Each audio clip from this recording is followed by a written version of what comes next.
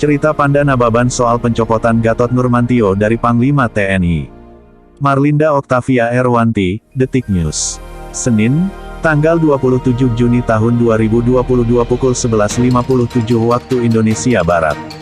Jakarta, politikus senior PDIP Panda Nababan mengungkap cerita soal pencopotan Jenderal Purn, Gatot Nurmantio sebagai Panglima TNI.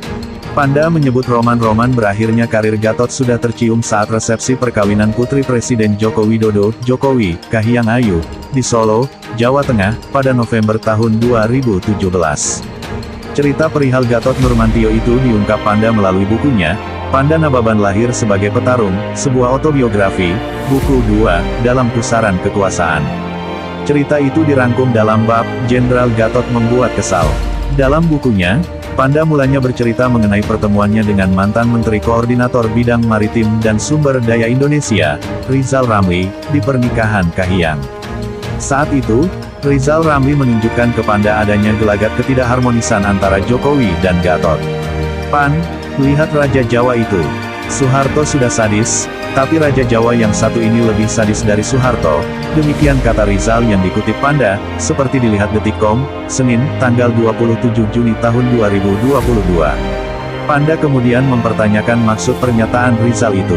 "Pan, coba lihat Panglima TNI Jenderal Gatot. Itu di sebelah kananmu," jawab Rizal yang dituliskan kembali oleh Panda. Panda pun lantas menoleh ke arah Gatot, meskipun sebelumnya setengah memprotes Rizal yang membahas politik di pesta pernikahan. "Gatot," kata dia, "duduk bersama istrinya di deret tamu undangan biasa seperti staf kedutaan dan puluhan anggota DPR RI lainnya. Padahal kolega-koleganya, seperti Riamizar Triakudu, Menteri Pertahanan saat itu, Jenderal Tito Karnavian, Kapolri saat itu, Menko Maritim Luhut Binsar Panjaitan, Seskap Pramono Anung, dan Mensesnek Pratikno, mendapat peran khusus sebagai tuan rumah, lengkap dengan bunga merah di pakaian. Bahkan, lanjut Panda, saat akan menyalami dan memberikan ucapan selamat kepada Jokowi, Gatot juga ikut antre dan berdesak-desakan seperti tamu biasa." Panda mengatakan Gatot saat itu tidak diperkenankan melintasi karpet merah oleh protokoler. "Zal, Gatot game ini," kata Panda saat itu. Game yang dimaksud Panda adalah game over alias segera dicopot dari jabatannya. Dugaan Panda pun benar. Pada tanggal 8 Desember tahun 2017, Gatot dicopot sebagai Panglima TNI meskipun baru akan pensiun pada tanggal 13 Maret tahun 2018. Seusai peristiwa itu, Panda mengaku langsung berburu informasi.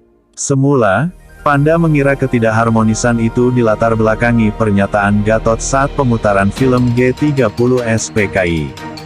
Namun, dari informasi yang didapat, menurut Panda pemicu ketidakharmonisan antara Jokowi dan Gatot adalah insiden di peringatan HUT ke-72 TNI di Cilegon, Banten, pada tanggal 5 Oktober tahun 2017. Panda menuturkan, kala itu Jokowi harus berjalan kaki hingga dibonceng sepeda motor untuk sampai ke lokasi acara. Bahkan Ibu Negara Iriana Jokowi baru tiba di lokasi setelah acara selesai. Sebab, saat itu kemacetan luar biasa terjadi di jalanan menuju lokasi acara.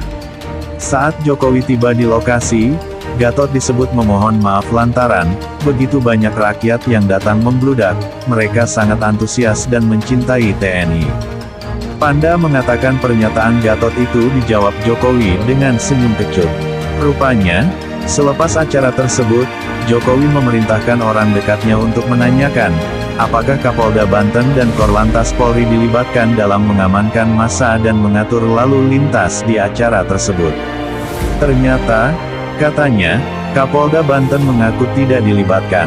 Begitupun dengan Korlantas Polri, tutur Panda dalam bukunya. Menurut Panda, peristiwa itu mempunyai arti tersendiri bagi Jokowi. Kau tidak menghormati aku di acaramu, kau pun tidak saya hormati pula di acaraku, ujar Panda mengira-ngira.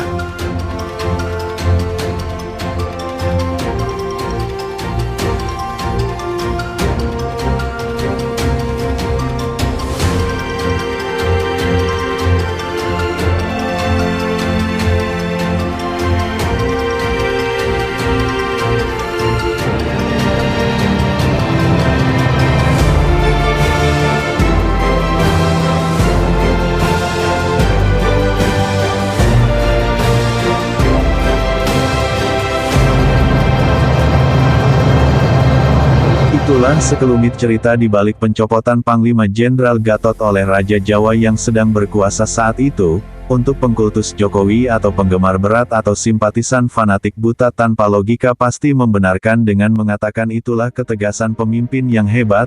Tapi untuk yang normal, berpikir logis, objektif, rasional dan pastinya berilmu dan beradab, ini pertanda buruk untuk kepemimpinan negeri yang didambakan.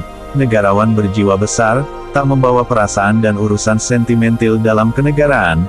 Wallahualam, tapi kita juga ingat peribahasa bahwa pemimpin itu cerminan rakyatnya, apalagi yang dipilih langsung. Peribahasa itu jadi fakta luar biasa. So maaf bila ini seperti menggurui, tapi pesan baiknya adalah, ayo kita terus belajar untuk jadi manusia yang layak disebut makhluk berakal dan beradab. Semoga bermanfaat. Terima kasih.